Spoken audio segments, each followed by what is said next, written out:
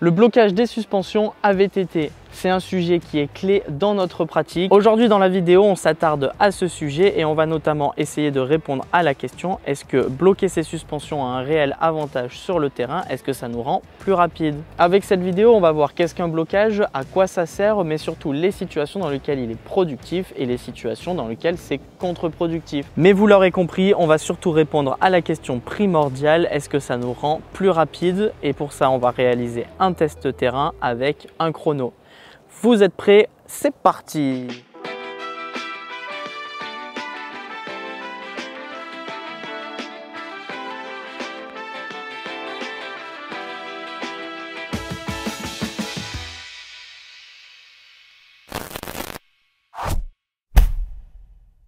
La plupart des VTT modernes sont aujourd'hui équipés d'un levier de blocage, soit directement sur le cintre, soit sur l'amortisseur lui-même. Lorsque l'on active ce levier, il permet de rigidifier l'ensemble, donc de bloquer le fonctionnement normal de votre suspension.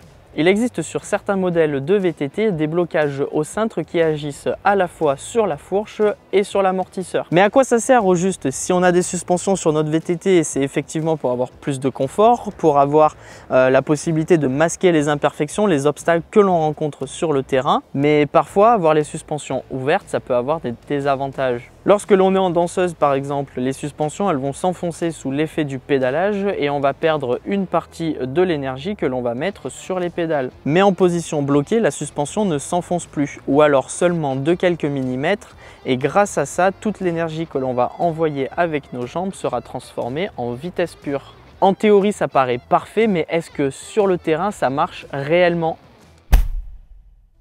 Pour avoir une vraie réponse, rien ne vaut un bon test terrain. Je vais donc réaliser la montée qui est derrière moi 2 fois. Vous l'aurez compris, une fois avec les suspensions totalement ouvertes, ça me permettra d'avoir un run de référence. Et je ferai un deuxième passage avec la suspension cette fois complètement bloquée.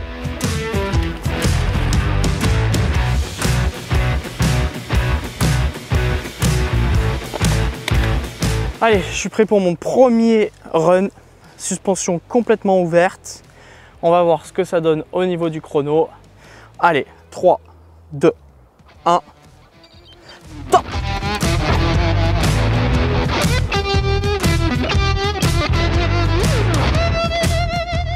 Avec la suspension ouverte, je sens que le vélo il pioche dans les portions les plus raides. J'ai pas l'impression que l'énergie envoyée par mes jambes soit complètement restituée par le vélo en vitesse pure. J'ai vraiment l'impression de dépenser plus que ce que j'avance. C'est vrai que dès que je suis en danseuse, je sens que la suspension, elle s'enfonce énormément à chaque coup de pédale.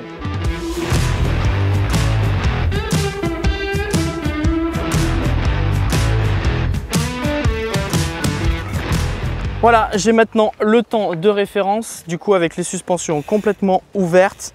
Maintenant, on ferme les suspensions, elles sont complètement bloquées. On est prêt pour le deuxième run. 3, 2, 1, top, c'est parti! Pour ce deuxième run avec les suspensions bloquées, les sensations étaient différentes. Clairement, quand j'étais en danseuse, j'avais presque l'impression d'avoir un semi-rigide entre les jambes. Par contre, dans les portions où il y avait un peu de cailloux roulants, je n'ai pas eu l'impression d'être plus efficace qu'avec les suspensions ouvertes. On sent clairement des différences, mais est-ce que ça le vaut au chrono?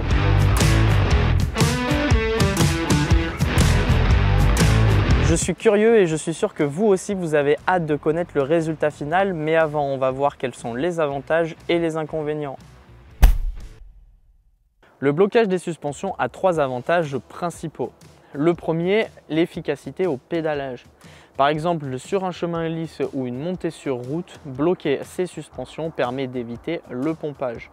Ensuite, une meilleure transmission de la puissance, c'est-à-dire que chaque coup de pédale va être direct, il n'y aura pas de perte de puissance dans les suspensions. Enfin, une stabilité en danseuse. Quand vous allez vous mettre debout, vous dresser sur les pédales, le vélo ne va pas s'écraser sous vos mouvements. Bref, sur du roulant ou sur une montée régulière, le blocage de vos suspensions peut vraiment vous faire aller plus vite. L'avantage que j'ai avec mon blocage directement au cintre, c'est que je peux bloquer, débloquer ma suspension à n'importe quel moment dans la montée.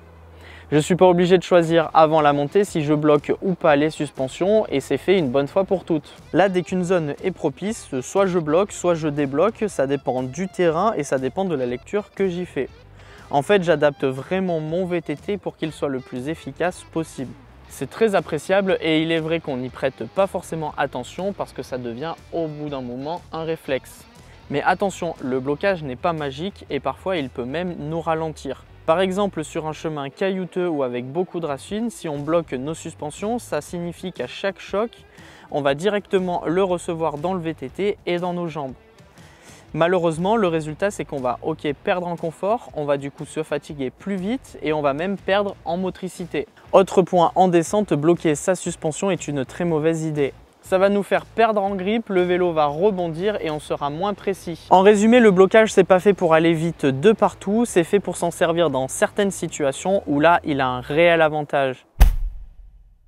Tous les blocages ne sont pas identiques. Certains sont totaux, c'est-à-dire que la suspension est quasi rigide. D'autres sont partiels, c'est-à-dire qu'ils laissent un petit peu de débattement, ce qui permet de garder un petit peu de grip. En XC moderne, beaucoup de pilotes préfèrent le blocage des suspensions partielles puisqu'ils combinent efficacité et confort.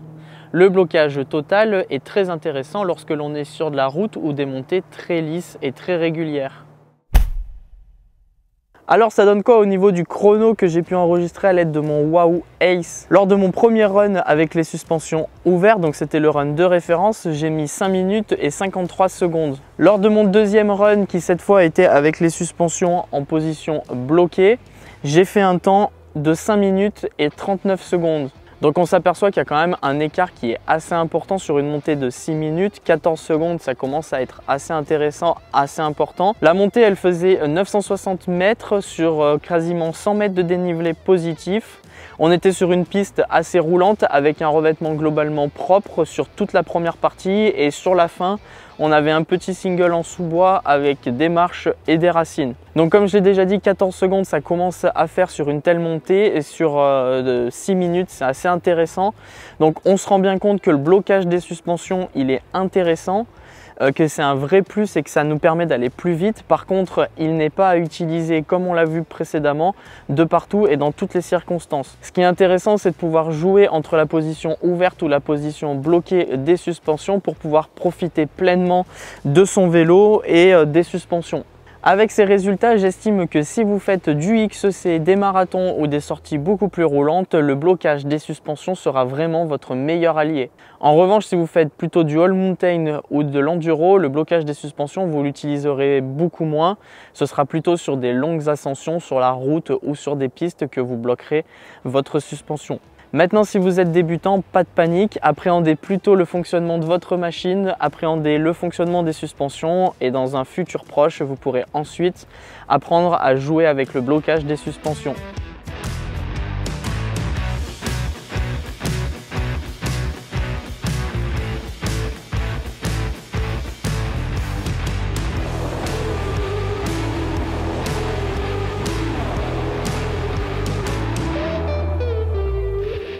Alors, est-ce que le blocage des suspensions permet d'aller plus vite?